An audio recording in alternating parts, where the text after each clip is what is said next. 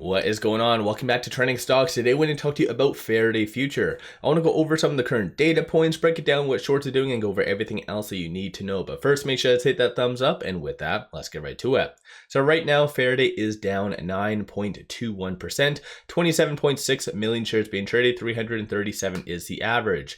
So far, within the first about hour and a half of the trading day, you aren't seeing all that much attention coming from institutions. So far, only one transaction today on the secondary market, and it was for roughly 135,000. So once again, majority of the volume being done today is linked to algorithmic trading as well as shorts. Shorts are definitely doubling down. There surprisingly hasn't been any news from Faraday itself, official news, so no SEC filings, nothing like that.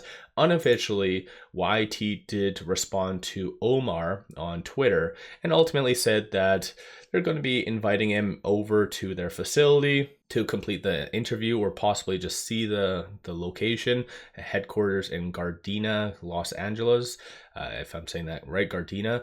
But he kind of adds this little fun disclaimer right here, and this ultimately does indicate that there won't be any new information, just talking on pre-existing information.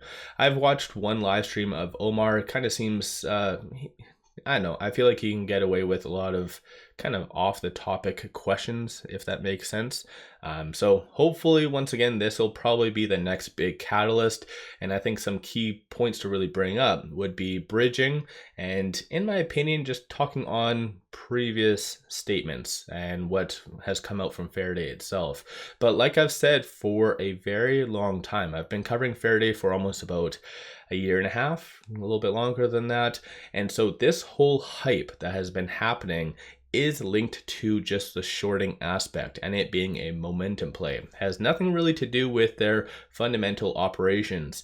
Management has kind of piggybacked off of the hype and started to give updates, but I see a lot of people on, for instance, Reddit and many other places saying that essentially this is an amazing deal and that the company isn't going bankrupt and that they have a lot of cash.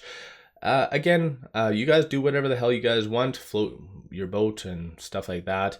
Under this channel, I like to give you the good, the bad, and the ugly. I don't ever hype you guys up. I don't ever BS you guys. Whatever the data is saying is truly what it is. And just to, again, not here to spread any FUD, but you know what? Bankruptcy technically was very, very close. So this kind of bump up in the stock price, Faraday clearly took advantage and did dilute during that time period, as what even was said during their last shareholder meeting. So I think all in all, this right here did single-handedly save Faraday because I've been doing videos, like I said, for a very long time. And this time period, this is exactly the same time period they were physically out of cash. So once again, I think this is very good timing for Faraday, and management does know this. So this is why they're kind of piggybacking and giving a lot of updates. So in reality, this potential interview will be a very good catalyst, assuming Omar does ask the right questions and stuff like that, because this is a very good, unique circumstance that retail can actually get some good information. And like I've said in the past, retail does own the majority of the float. This isn't counting synthetics or stuff like that because that is very hard to prove. But right now, shorts are doubling the hell down. So right now, increasing 3.18 million shares, that is net. So like I said, majority of that 27 million so far is actually linked to shorting. So they're just kind of killing the momentum, swing trading it and stuff like that. But 19.64% of the free float is being shorted.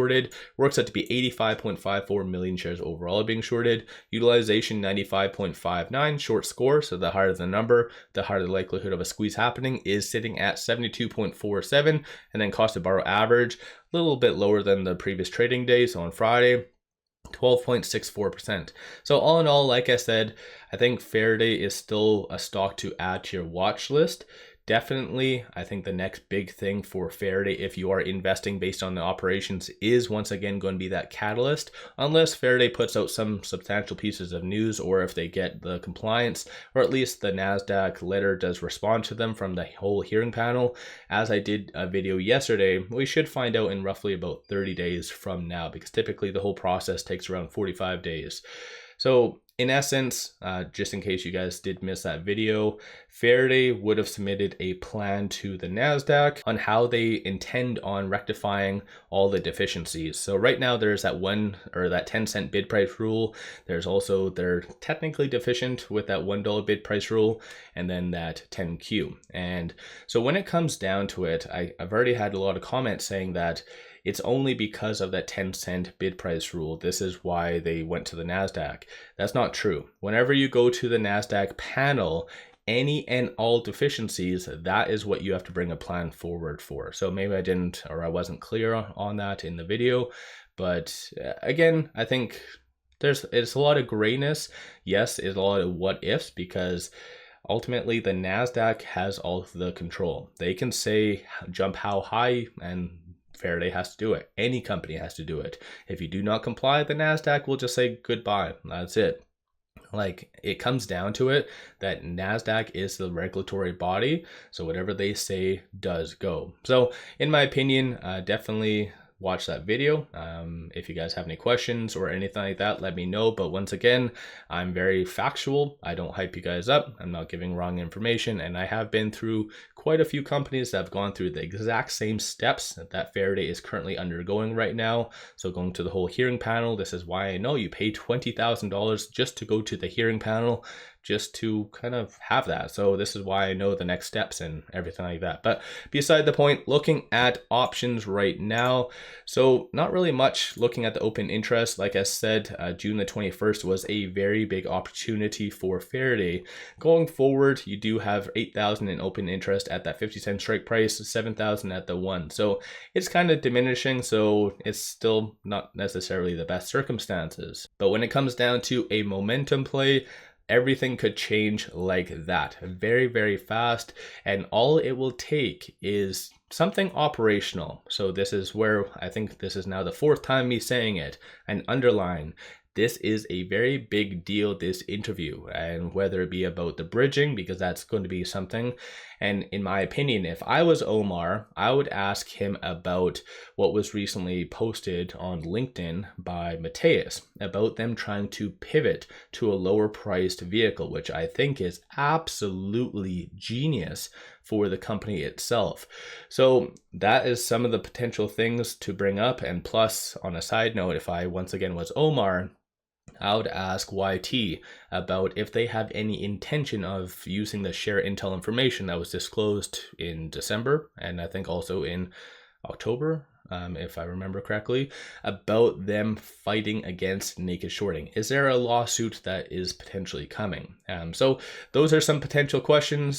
So I highly recommend you guys, whoever's in kind of discussions with Omar, to maybe coordinate and have a plan of potential questions, and once again try to push for that interview to be sooner rather than later. But still, let me know your thoughts on Faraday. Give yourself a shout out in the comments below. Don't forget to hit that thumbs up and give yourself a shout out if you have been holding, if you have been buying.